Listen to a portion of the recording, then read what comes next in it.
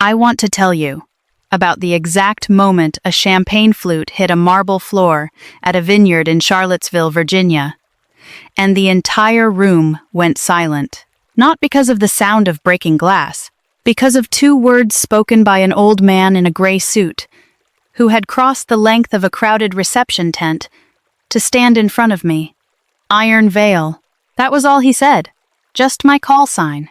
The name that had followed me across 2 oceans, 6 deployments, and 1 very expensive ejection seat ride over the Persian Gulf in 2003. The name that nobody in that room, not my daughter's new husband, not the 300 guests holding champagne flutes, and certainly not my ex-husband Derek, had ever heard before in their lives. Vice Admiral James Whitmore, U.S. Navy, retired. A man who had once called me the finest strike pilot he'd ever put in a cockpit. A man I had not asked to come. A man who apparently made his own decisions about where he needed to be. He stopped 2 feet in front of me, came to attention, and saluted. I heard the flute hit the floor before I looked in that direction. I didn't need to look to know whose hand had dropped it. I had spent the last 23 years learning to read a room before I walked into it. Old habit, the kind that keeps you alive at Mach 1. What I noticed first was not Derek's face, though I would think about that expression for years afterward. What I noticed first was my daughter Emma, 24 years old, in a white dress, standing next to her new husband across the room, turning slowly to look at me, as if she was seeing me for the first time, as if all the years and all the silence between us had suddenly compressed into a single question she didn't yet have words for. But to explain how we got to that vineyard, I need to take you back to the beginning, back to the woman I was, before I became someone who let a flute shatter on the floor and said absolutely nothing. My name is Margaret Calloway. I'm 54 years old, and this is the story of 217 postcards. I run a watch repair shop on a quiet street in Chesapeake, Virginia. The sign above the door says Calloway Clock and Watch, established 2018. The bell above the door makes a sound like a small chapel when it opens. Most days I'm the only one in the building. I chose this deliberately. The quiet, the precision, the smallness of it. People bring me things that have stopped working and trust me to make them run again. I don't ask what broke them. I just take them apart carefully and find out. There is almost always a mechanism still intact inside. A spring that needs winding. A gear that needs clearing. Something small that stopped and is waiting, patiently, for someone with enough time to look. I find that satisfying in a way I don't entirely have language for. My left shoulder aches when the weather changes. It's been that way since the ejection in 2003, when I punched out over international waters at 11,000 feet and woke up in a rescue helicopter wondering why the sky was the wrong color. The Navy called it a successful extraction. My shoulder has always had a different opinion. I don't mention this to customers. I don't mention most things to customers. I keep a small coffee maker behind the counter and exactly 3 photographs on the wall. One is a framed image of a P-51 Mustang, my grandfather's era, not mine. One is a topographic map of the Strait of Hormuz that I bought at a flea market for $4 because it made me feel at home. The third photograph is of a young woman in a field of sunflowers in Tuscany. She has my eyes. She doesn't know I took the photo. Her name is Emma. Customers occasionally notice the photograph. They ask if she's my daughter. I say yes. They ask if she visits often. I say she's busy. They nod the way people nod when they sense a door they shouldn't open, and don't. I was stationed at NAS Oceana in Virginia Beach for most of my career. Strike Fighter Squadron 106, FA, 18F Super Hornets. I flew combat sorties over Iraq and Afghanistan, earned 2 distinguished flying crosses, and logged more than 3,000 flight hours before my shoulder and the Navy's medical board reached a mutual understanding. I was never the loudest person in any room I walked into. My former squadron mates would probably say I was steady. My ex-husband would probably say I was absent. He was not entirely wrong about the absent part, but there's a difference between being gone and being absent.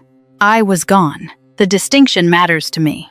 Even though I stopped trying to explain it to Derek around year 4 of our marriage, when I realized he'd made up his mind and considered the conversation closed. I let him believe what he wanted to believe.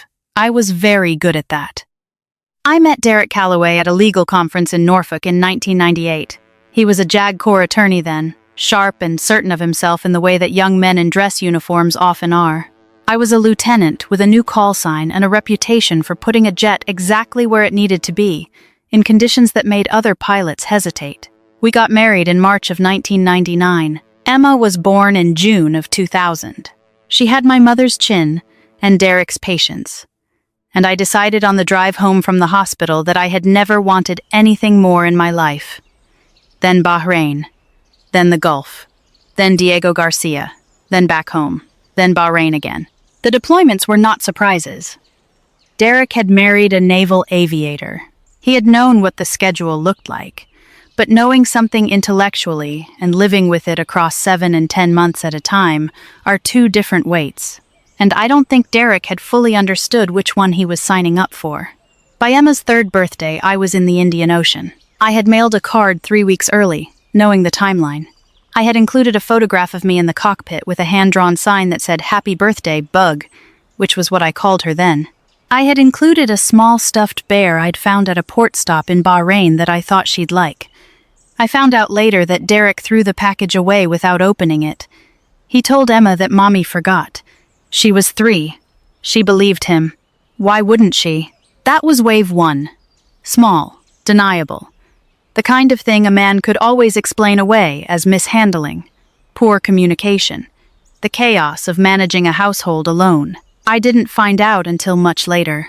By then there had been so many waves. I had stopped trying to count them.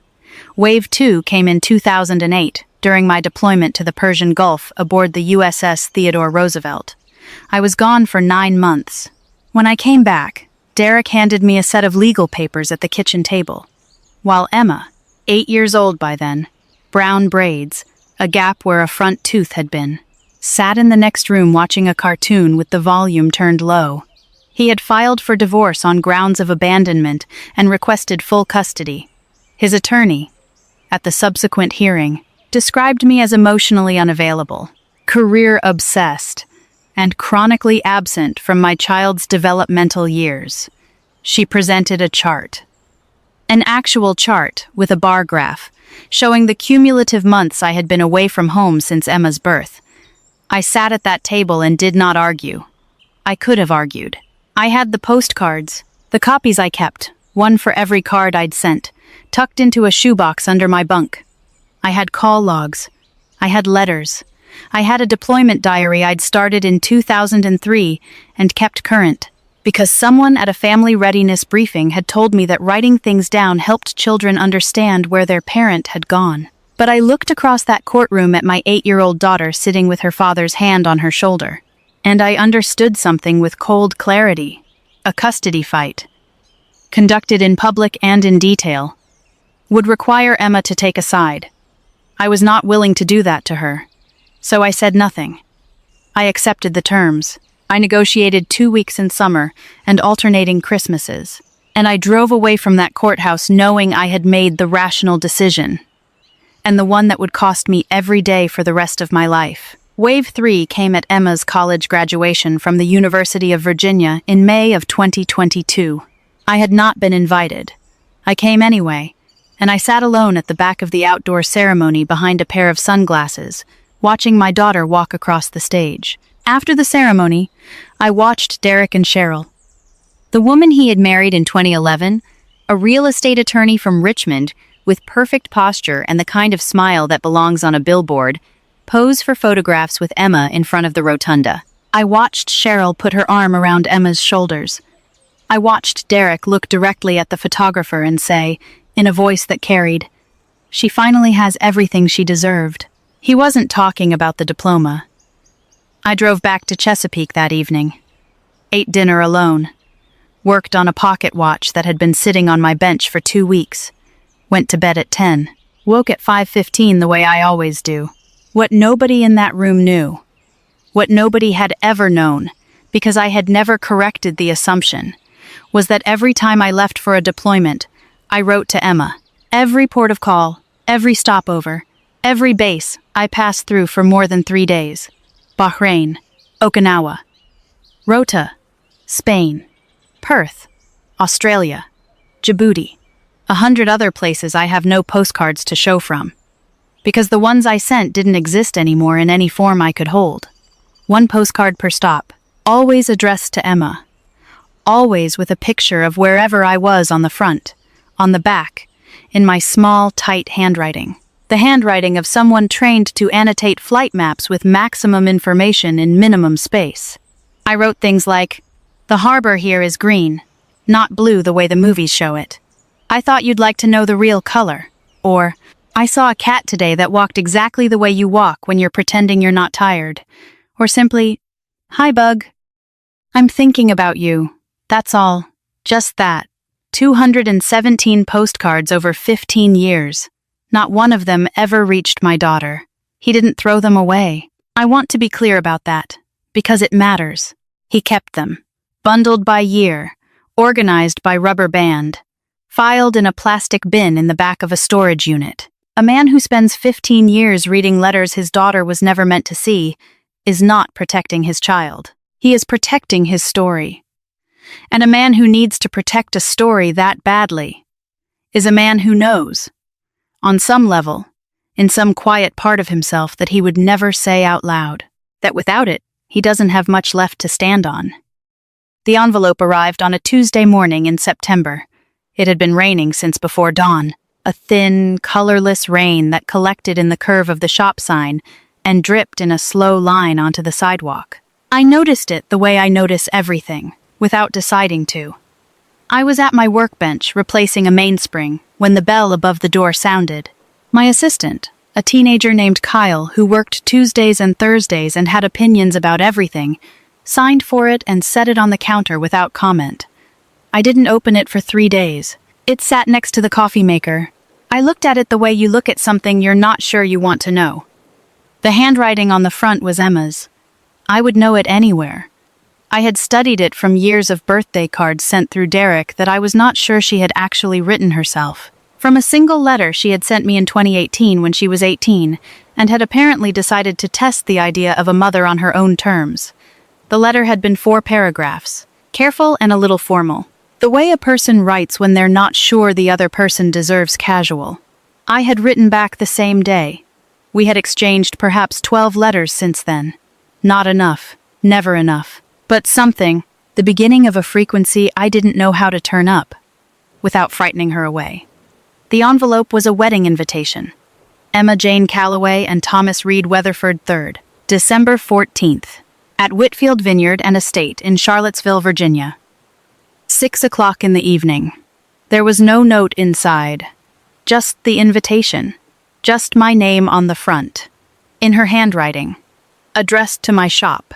I set it down on the workbench, picked up the mainspring I'd been working on, put it down again, stood at the window and watched a woman walk a golden retriever past the shop and disappear around the corner. She had sent it herself. Not through Derek. Not through a mutual contact. She had looked up my address. My shop address, which I had included in one of our letters. And she had written my name on an envelope, and she had put a stamp on it, and she had mailed it. That meant something. I just wasn't certain yet what it meant.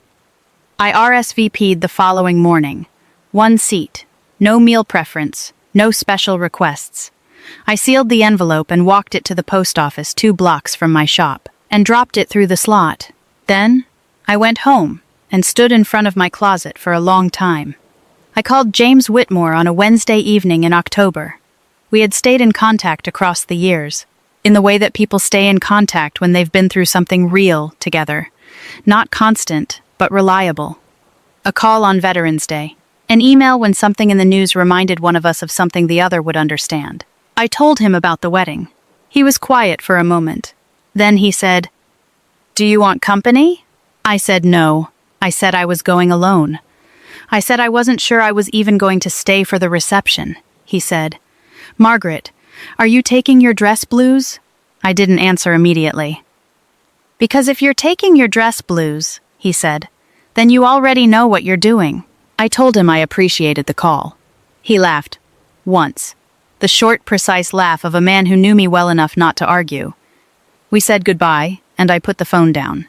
Then I opened the closet. I have a watch on my bench that a customer brought in last month. A 1962 Hamilton Railroad grade, mainspring intact. Movement just frozen from years of sitting closed in a drawer. The owner said it belonged to her father. She said she didn't know if it could be fixed. I told her I'd look at it. The mechanism was still there. It just needed someone willing to open it and not be afraid of what they found inside. I thought about that watch when I unzipped the dry cleaning bag. The dress blues hung at the far left of the rail, where I had put them in 2018, after I'd attended a retirement ceremony for a fellow pilot and hadn't had the heart to put them back in a box. I unzipped the bag slowly. The uniform was exactly as I'd left it. Dark navy wool, gold stripes on the sleeve. The ribbons in their proper order above the breast pocket. And among them, in the third row, a small gold cross with wings. Distinguished Flying Cross, awarded twice. I lifted the jacket off the hanger and held it at arm's length. It still fit. The morning of December 14th. I packed the dress blues into a garment bag and loaded my truck and drove 3 hours west into the Piedmont. The mountains came up slowly on either side of the highway, gray-blue in the early winter light, dusted with the last of the season's snow. The radio played something classical I didn't recognize. My left shoulder ached the way it always does in cold weather. I didn't think about what I was going to say when I saw Emma. I thought about the road, the mountains, the color of the sky. Training. Not hope, not fear. Training. Whitfield Vineyard sat at the end of a gravel lane flanked by bare-limbed oaks, their branches making a lattice against the pale December sky. The reception tent had been erected on the lower lawn, white silk walls glowing from the inside with the warmth of 100 candles. A string quartet played somewhere near the entrance, the kind of evening that costs more than I made in a month. I arrived early and sat in my truck in the parking area for 20 minutes, watching guests arrive in dark coats and exhaling breath visible in the cold air. Then I put on my dress blues, buttoned the jacket, and walked in. I had worn the uniform without the cover, the hat. Not a social setting, strictly speaking. I found my seat assignment near the back of the tent, as I had requested. And I sat down and poured myself a glass of water and watched the room the way I had been trained to watch rooms. Exits, sight lines, threat assessment, points of interest. Emma was beautiful. She moved through the ceremony with a kind of deliberate calm that reminded me of something I recognized, though I didn't examine that recognition too closely. Thomas Weatherford looked at her the way people look at things they cannot quite believe are real. The ceremony was 40 minutes. I cried twice and was certain no one noticed. The reception was different. At the reception, Derek found the room.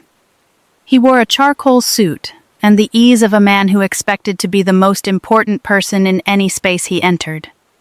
Cheryl stood beside him in a burgundy dress, working the room with the practiced fluency of a woman who had attended 1,000 events like this and knew exactly how each one was supposed to go. They accepted congratulations. They accepted compliments on the venue. They accepted the role of the loving parental unit who had done all of this for Emma, who had built this evening, who had been there for every moment that mattered. Around 8 o'clock, Derek tapped a glass and gave a toast. He thanked the caterers. He thanked the venue. He thanked Cheryl by name, calling her the woman who made this family whole. He thanked the guests for coming. He thanked Thomas and his parents. Then he paused. He looked out over the room. Most of all, he said, I want to thank everyone who was actually there, the people who showed up, not just tonight, but every night. The ones who didn't leave. He was not looking at me when he said it. He didn't need to. A few guests smiled warmly. They understood it as a compliment to Cheryl. That was how it was intended to land. It landed somewhere else. I set down my fork, folded my napkin, looked at the candle in the center of my table and counted, silently, to 4. Training. Not anger. Training. And then I heard the tent flap open near the entrance. James Whitmore walked in wearing a gray suit and the bearing of a man who had once commanded an entire carrier strike group and had not entirely let go of the habit. He was 71 years old, and he moved like he knew where he was going. He scanned the room. He found me. He crossed the tent in the way that men of his particular background cross rooms. Not quickly, but with the kind of certainty that makes people step aside without being asked. He stopped in front of my table, looked at my uniform, looked at the ribbons, looked at me. 200 chairs. Maybe more. The string quartet had paused between songs. Iron Veil. He said it the way people say things they've wanted to say for a long time. Cheryl's champagne flute hit the floor. I heard the sound of it, a clean, bright shatter, like a question mark made of crystal, and then a silence that was total and absolute. James Whitmore came to attention, and he saluted. I returned it. Because there was nothing else appropriate to do. Because 23 years of training do not wait for your emotional state to catch up with the situation. Because the body remembers things the mind is still processing. Across the tent, Thomas Weatherford had taken out his phone. I could see him typing. I could see the moment the search results loaded. I could see him lean toward Emma and show her the screen. Emma took the phone. She read it. She looked up. Across 100 yards of candlelit reception tent, my daughter looked at me for the first time in years without the filter of what she'd been told. She saw the uniform, the ribbons, the gold cross with wings above the breast pocket. She saw James Whitmore, Vice Admiral, United States Navy, standing at attention in front of me. She saw her mother. I don't know what expression I had on my face. I was focused on keeping my breathing even, on staying still, on not doing anything that would make this moment about me. Later, Emma would tell me I looked exactly the way I had always looked to her as a child, calm in a way she had never understood and had always, secretly, wanted to learn. Derek said nothing. He stood near the podium with his hand still around the microphone, and the color had left his face, and the room had left him behind. All the careful architecture of the evening was reorganizing itself around a fact he had spent 23 years hoping would stay buried. James Whitmore lowered his salute. He pulled out the empty chair across from me and sat down. "You told me not to come," he said. "I did," I agreed. "I came anyway." "I see that." He picked up the water glass in front of him. The Distinguished Flying Cross, twice. The 2009 mission alone, 14 souls off that destroyer. He set the glass down. I thought somebody in this room should know who they were eating dinner next to. I didn't answer. There wasn't anything to say that would have been appropriate, and so I said nothing, and that was the right decision. The room came back to life slowly, the way rooms do after something they weren't prepared for. The string quartet began again. Conversations resumed. Guests turned back to their plates. I learned later what happened when the reception coordinator approached Derek about the father-daughter dance. Emma had quietly canceled it sometime between the salute and dessert. No announcement, no scene. Just a short message sent to the DJ from the far end of the tent. When the song came on, the floor stayed empty. Derek stood at the edge of it with a glass in his hand and did not cross it. The thing he had spent 23 years carefully building. The story of himself as the parent who stayed. The parent who was present. The parent Emma deserved. Had nowhere left to stand. And somewhere in the reorganization of the evening, my daughter walked out of the tent. I found her 20 minutes later standing by the vineyard gate in the cold, her arms crossed over her white dress, looking at the bare grapevines. I stood beside her. Neither of us spoke for a while. Finally, she said, "Iron Veil." "That's the one." "You never told me. You never asked." I paused. "That's not fair. You were 8. You couldn't have asked." She turned to look at me. Her breath made clouds in the cold air. "Did you ever write to me?" The word write, the specific verb, as if she'd already started to suspect something she couldn't yet say. "Yes," I said. "Every port, every deployment." She looked back at the grapevines. Her jaw moved, but she didn't say anything. "I kept copies," I said, "in case you ever wanted to read them. I still have them." She was quiet for a long time. Then she said, "I need to find Thomas." "Of course. And then I need to make a phone call." "Emma, Mom." She said the word like she was testing it, like a pilot testing a control surface before takeoff. checking whether it responds. I need to make a phone call. I nodded. She went back inside. I stood at the vineyard gate alone in the cold for another 10 minutes. The grapevines stretched in dark lines across the hillside. The mountains were invisible in the darkness, somewhere inside the tent. The string quartet had moved into something slower and quieter than before. At 11:37 that night, Emma Weatherford used a key she had carried for 6 years on her keyring, the key to her father's storage unit in Charlottesville, which she had never had reason to use because Derek had always said it was just financial files, nothing interesting. And she opened Unit 14C. In the back left corner, behind 2 filing cabinets and a box labeled Miscellaneous Household, she found a plastic bin. Inside the bin, bundled in rubber bands and organized by year, were 217 postcards. Every one had been opened. Every one had been read. Not one had ever been given to her. She sat on the concrete floor of that storage unit in her wedding dress for 45 minutes. Thomas sat beside her and didn't try to explain what she was reading, because there was nothing to explain.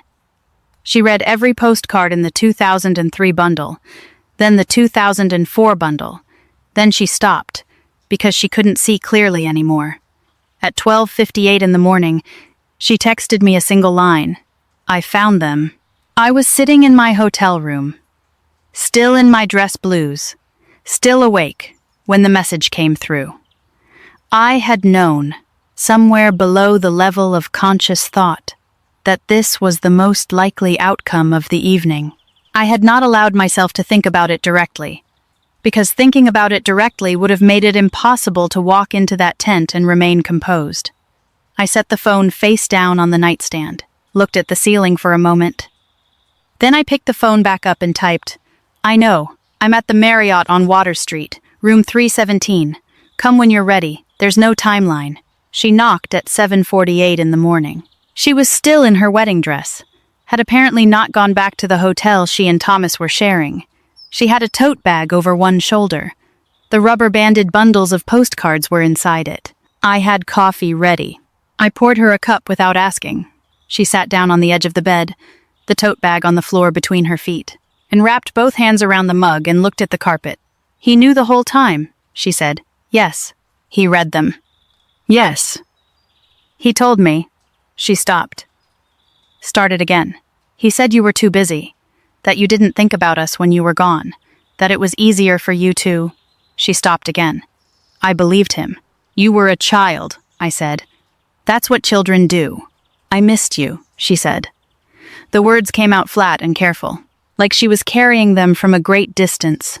For years I missed you, and I thought it was my fault. I thought I wasn't worth coming back for. I sat down beside her. You were the reason I came back, I said. Every single time. She didn't say anything. She reached into the tote bag and pulled out the 2007 bundle. The year she was 7, the year I was in Okinawa for 11 months. She slid the rubber band off and held the postcards without looking at them. Will you read them to me? She said. I took the first one. A photograph of Okinawa's coral coast on the front. Turquoise water against white rock. I turned it over. Hi, Bug. The water here is the color of your eyes when you're trying not to laugh at something. I know that shade. I think about it every day. I'll be home by spring. Save me a piece of whatever cake you make for your birthday. I don't care what flavor. Mom.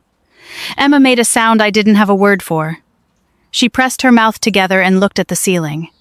Then she handed me the next one. We sat on that hotel bed for 2 hours and 40 minutes and went through every postcard in the tote bag.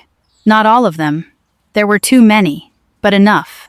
Enough to establish the shape of all those years. The correspondence that had existed in parallel with the silence. The conversation that had been happening without her on one end. At some point, Thomas knocked quietly. Emma called, I'm okay, without opening the door. A pause. Then his voice, low and certain, came through the wood. She kept writing for 15 years. That's not someone who left. The hallway went still. I heard Emma exhale. It was the sound of something being believed for the first time. By 10 o'clock, we had made it through 2012, the year Emma turned 12. We paused there, set the remaining bundles on the nightstand, refilled our coffee. She looked at the stack. "What happens now?" she said. I thought about how to answer that. I thought about the 39 years of my life that had preceded this room, the years in cockpits and briefing rooms and hospital recovery wards, the years of learning how to navigate through noise and turbulence, and the particular darkness that comes at 30,000 feet, when the instruments are the only things telling you which way is up. "Nothing dramatic," I said. "We read the rest of them. We figure out what we want from here. We take our time. And Derek?" I set down my coffee cup. "What he did will have consequences," I said. "Not because I make them happen. Because that's what happens when the truth comes out." She nodded slowly. 3 months later, Emma's attorney filed to modify the existing custody order. The process took 11 weeks. Derek did not contest a single line of it.